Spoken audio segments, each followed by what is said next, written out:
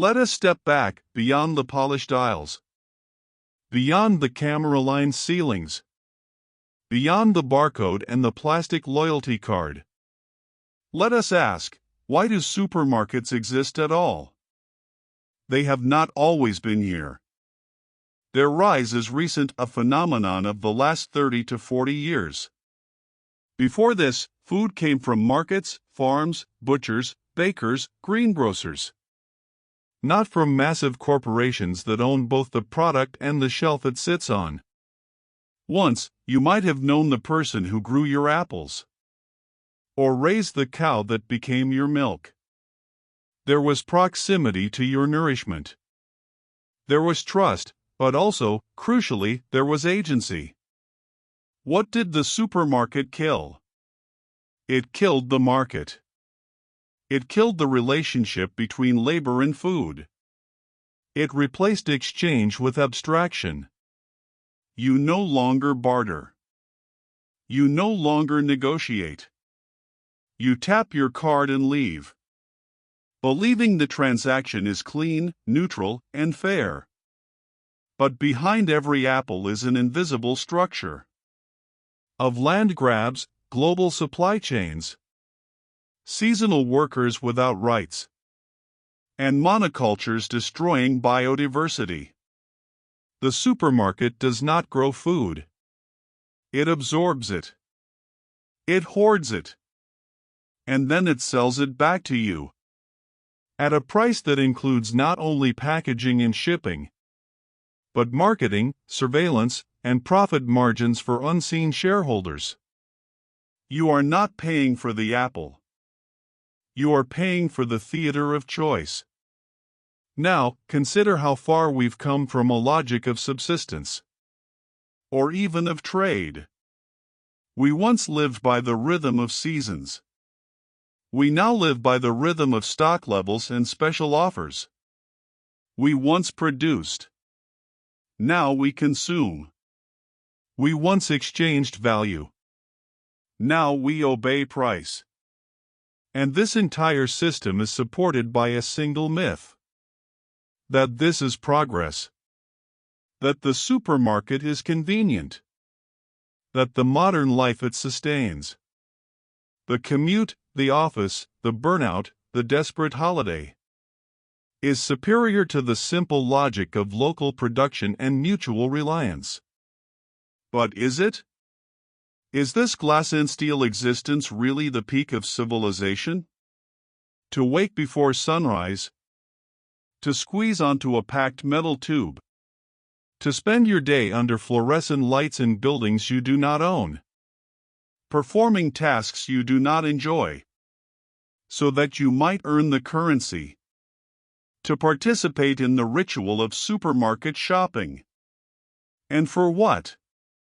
For a shelf of apples flown in from the other side of the world, while your local orchard lies dormant or bulldozed? This is not a rejection of technology or industry. It is a call to awareness. Supermarkets do not exist to serve you. They exist to discipline your consumption, to render you dependent. Dependent on the wage. Dependent on the structure. Dependent on the myth that this is the only way to live. This is not feudalism, this is something more sinister. Feudalism was explicit in its hierarchy. This system is disguised. You are told you are free, that you are choosing this life. But when was the last time you were presented with another option? Even your attempts to escape the branded holiday, the gym membership, the weekend brunch, are neatly folded into the same system. You work to afford your escape from work. You spend to feel free. And you shop to feel human. This is not freedom. This is managed discontent. Closing thought. The supermarket is not just a building. It is the visible endpoint of a deeply invisible structure. One that has trained us to consume not just food, but a way of life that is deeply alien to our own instincts, rhythms, and desires. We no longer eat from the land. We eat from the system. Question: if everything you consume is part of a structure designed to keep you consuming, where do you go to remember how to live? Supermarkets are not simply neutral spaces where we buy food. They are the apex of a supply chain that runs on debt, control, and an industrialist logic of consumption. In this final part of the trilogy, we strip away the illusion of choice and look at the machinery that keeps the whole system running and keeps us feeding it.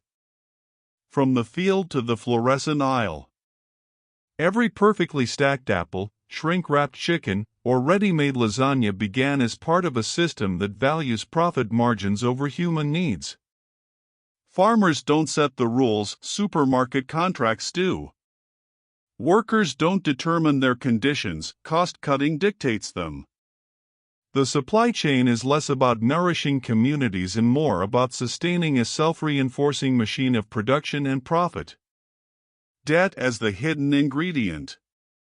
Supermarkets thrive on a model where both suppliers and customers are indebted in different ways. Small producers often borrow heavily to meet supermarket standards, only to have contracts withdrawn or prices squeezed.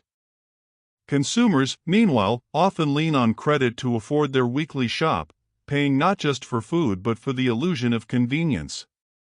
Debt fuels the system from both ends, making withdrawal from it harder for everyone. The aisle of obedience. When we walk those aisles, we are being shepherded through a carefully designed consumer pathway. The bread isn't at the front for a reason. The cheapest essentials aren't at eye level. Music tempo, scent, layout all are crafted to encourage compliance with a shopping rhythm that benefits the store, not the shopper. We are free to choose, but that freedom exists only within pre-designed boundaries. Consumerism as governance. Michel Foucault might have argued that the supermarket is a modern disciplinary institution. It doesn't punish us overtly, instead, it shapes our behavior through subtle rules, expectations, and architecture. We learn to budget according to weekly deals, to trust value labels, to measure our worth by what our basket says about us. This is governance through consumption, not coercion. Feeding the machine or starving it? To truly challenge the supermarket system, we have to see it for what it is, an economic and cultural machine that relies on constant feeding. This means rethinking how we source food, rebuilding local economies, and refusing the convenience for control bargain. Starving the machine is not easy, but neither is living as part of its circuitry.